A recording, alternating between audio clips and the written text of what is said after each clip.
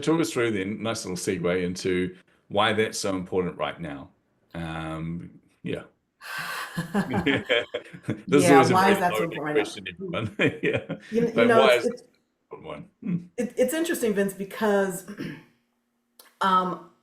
we actually delayed the release of this book by a couple weeks because I wrote the foreword after I had written everything else. And I wrote the foreword because of that question, right? Why is this book so important right now? So the foreword really speaks to that. And the reason this book is so important right now is because, we're living in a time of deep polarization, socially, politically, culturally. And polarization creates distrust, it hinders collaboration, and it makes it increasingly difficult for leaders to make clear, strategic, and values driven decisions. Leaders cannot afford to be reactive at a time like this. It just makes situations and the matters worse. Without clarity and alignment, they can just get swept up in the existing chaos, struggling to inspire confidence, foster unity, or create any kind of sustainable progress. So this book is really important right now because it offers, I think, a very clear path forward.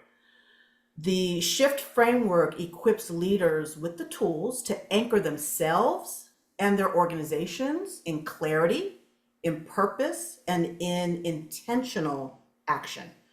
It provides a roadmap for navigating polarization, reinforcing core values, and aligning teams with a shared vision, even when our external factors feel out of control and uncontrollable.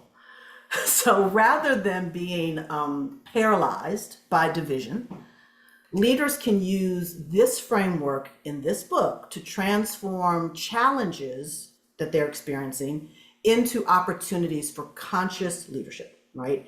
It should help them lead with consciousness, with courage and conviction, ensuring that their organizations remain resilient in times like this, focused, and united despite external turbulence. So really, I think now more than ever, leaders need a framework that empowers them to rise above the division, cultivate common ground, and align actions with purpose.